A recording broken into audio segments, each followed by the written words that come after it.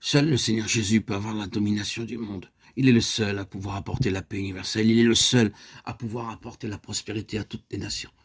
Cela est tenu en réserve pour lui et son règne jusqu'alors. Il y aura des fluctuations, des variations dans les fortunes du monde. Mais tout cela passera.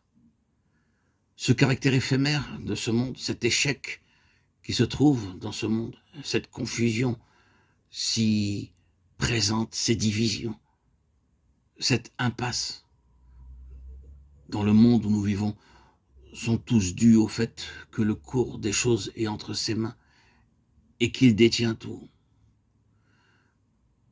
Jésus est roi, Jésus est Seigneur.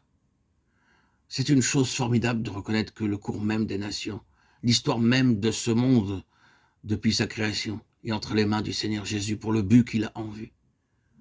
Dieu a pour toujours établi son Fils comme le seul destiné à être le Seigneur de son univers pleinement, complètement et définitivement comme le roi des rois, le Seigneur des seigneurs, avec un pouvoir et un règne bienfaisant sur toute la terre.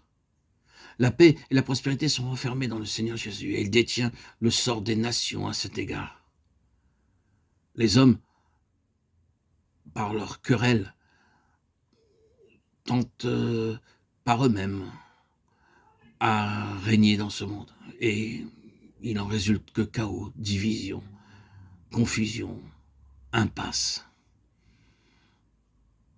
Ils peuvent beaucoup progresser en vue d'usurper la place du Seigneur.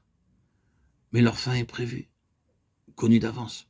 Combien d'empires, de royaumes ont disparu, rayés de la carte. Combien de peuples qui ont renié et pas reconnu la présence du Dieu très saint.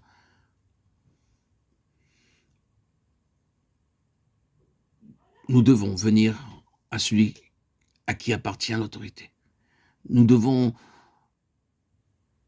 revenir à son royaume. Ce royaume a commencé dans le ciel et le Seigneur en est déjà investi et le détient entre ses mains. Voilà comment nous devons lire l'histoire. Voilà comment nous devons lire nos quotidiens. Voilà comment nous serons sauvés de la dépression, du désespoir funeste qui voudrait se glisser dans nos cœurs lorsque nous notons l'état des choses de ce monde. Tout était tenu par lui en vue d'un certain dessein. La civilisation est que rien ne peut prendre la place du Seigneur Jésus. Vous pouvez appliquer cela de diverses manières et dans différentes directions. Cela explique l'histoire de la prétendue Église, l'histoire de la chrétienté. Pourquoi ceux qui professent être du Christ, mais qui en réalité ne l'est pas, échouent continuellement, à travers toute l'histoire? Simplement parce que c'est quelque chose qui s'arroge la place de Christ et qui n'est pas de Christ. L'échec est écrit sur cette chose-là dès le commencement.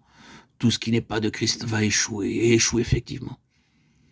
Bien qu'une chose puisse commencer avec Christ et mettre en évidence une mesure de Christ, dès qu'elle sort de la sphère de Christ et devient une chose de l'homme, sa fin est en vue. C'est l'explication des choses que Dieu a levées en relation avec son Fils. Des choses qui étaient pures et vraies, mais que les hommes ont prises en main à cause de la bénédiction qui reposait sur elles. Toutes les fois que ceci s'est produit, la fin de ces choses en tant que force spirituelle a été en vue. Pourquoi en est-il ainsi? Cela s'est mis devant lui, et en dehors de son contrôle, et rien ne peut prendre la place de Christ.